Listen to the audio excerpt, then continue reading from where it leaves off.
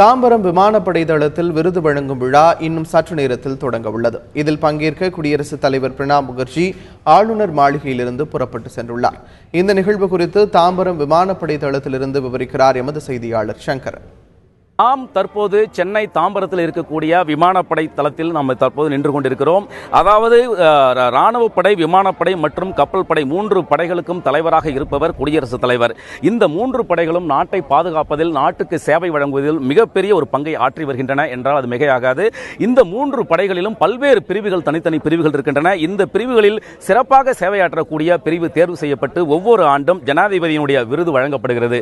அந்த வகையில் இந்த ஆண்டு சென்னை தாம்பரத்தில் இருக்கக்கூடிய விமானப்படை தளத்திற்கு 2 விருதுகள் வழங்கப்பட இருக்கின்றன. இன்னும் சற்று நேரத்தில் குடியரசுத் தலைவர் பிரணாப் முகர்ஜி இங்கு நடக்கக்கூடிய இந்த விழாவில் கலந்து கொண்டு தாம்பரம் விமானப்படை தளத்திற்கு 2 விருதுகளை வழங்க இருக்கிறார். 2 விருதுகள் என்றால் இந்த விமானப்படை தளத்தில் 2 பிரிவுகளுக்கு இந்த விருதுகள் வழங்கப்படுகின்றன. அதாவது ஒன்று 125 ரக ஹெலிகாப்டர் படைப்பிரிவு.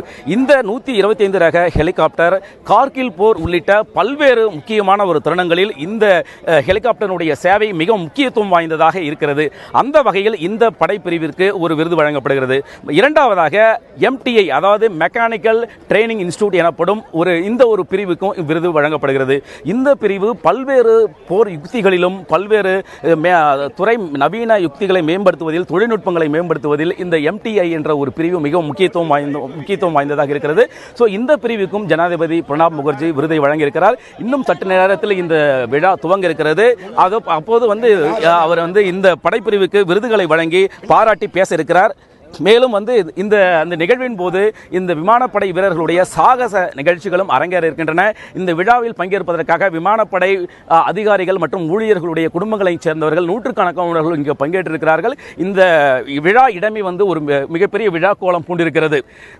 தாம்பரம் விமானப்படை தளத்திலிருந்து தந்தி டிவி செய்திகளுக்காக ஒளிப்பதிவாளர் லூகாசுடன் சங்கரன்.